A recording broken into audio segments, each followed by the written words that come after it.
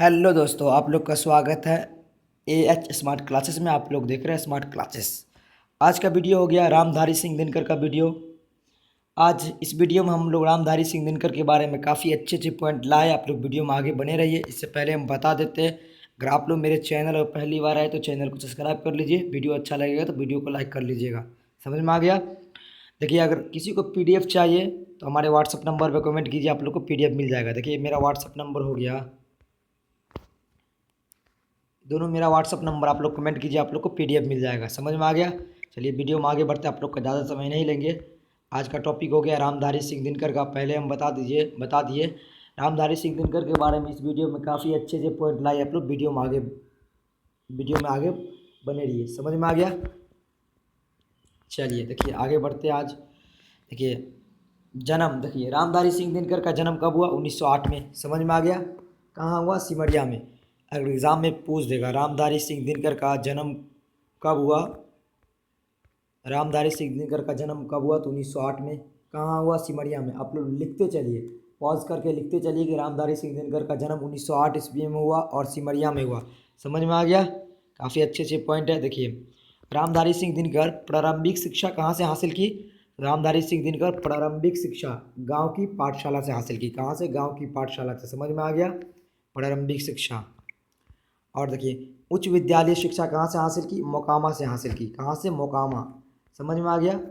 देखिए, महाविश्वविद्यालय शिक्षा पटना से। समझ में आ गया? पटना से। आप लोग नोट्स करते चलिए, फिर से रिवीजन करा देते हैं हम। प्रारंभिक शिक्षा गांव की पाठशाला से, उच्च उच्च विद्यालय शिक्षा मोकामा से हासिल की, और महाविश्वविद्यालय शिक्षा पटना से। समझ में आ गया? आप लोग नोट्स कर लीजिए, पॉज करके लिख लीजिए। चलिए आगे चलते हैं। बीए ऑनर्स इतिहास से किए। अब बीए किस ऑनर से किए? तो इतिहास से। कब किए? 1932 में। अगर एग्जाम में पूछ दे बीए किस सब्जेक्ट से किए, ऑनर्स नहीं दिया, अगर सब्जेक्ट दे दिए तो भी बोल दीजिएगा हिस्ट्री इतिहास। कब किए? तो 1932 में। आप लोग नोट्स करते चलिए। रामधारी सिंह दिनकर 1932 में बीए किए। समझ में आ गया? चलिए आगे चलते हैं। प्रधानाध्यापक के रूप में बरबीघा हाई स्कूल में नियुक्त हुए। देखिए, अगर पूछे रामधारी सिंह दिनकर प्रधानाध्यापक के रूप में कौन से स्कूल में नियुक्त हुए, तो बरबीघा हाई स्कूल में। कौन से स्कूल में?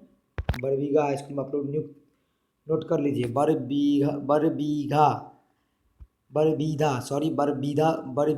हाई स्कूल में नियुक्त हुए। समझ में आ गया? आप लोग नोट्स कर लीजिए। चलिए आगे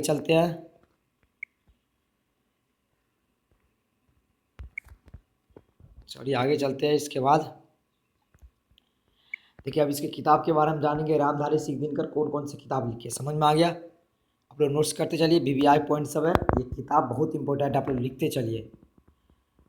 रश्मिरथी, कुरुक्षेत्र, बापू, उर्वशी, सॉरी देखिए किताब फिर से देख लीजिए।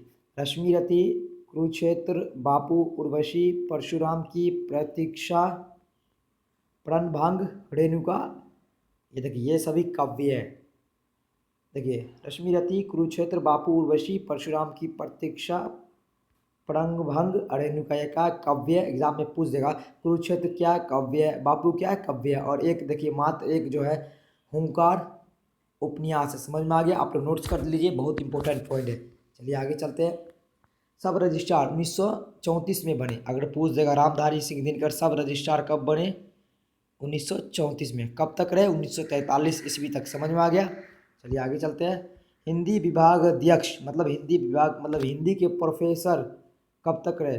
मतलब हिंदी विभाग के प्रोफेसर या अध्यक्ष, सॉरी कब तक नहीं, कौन से कॉलेज में थे? लंगट सिंह कॉलेज में। अगर एग्जाम में पूछ देगा रामधारी सिंह दिनकर हिंदी विभाग अध्यक्ष कौन से कॉलेज में थे, तो लंगट सिंह कॉलेज में। आप लोग नोट्स कर लीजिए, लंगट सिंह कॉलेज। समझ में आ गया? चलिए आगे चलते हैं। सम्मान, सम्मान का मतलब पुरस्कार। देखिए, रामधारी सिंह दिनकर को कौन कौन सा पुरस्कार मिला? एक पुरस्कार मिला जिसका नाम है पद्म भूषण। कब मिला? 1959 में। समझ में आ गया? पद्म भूषण सम्मान मतलब इनाम मिला इसको 1959 में।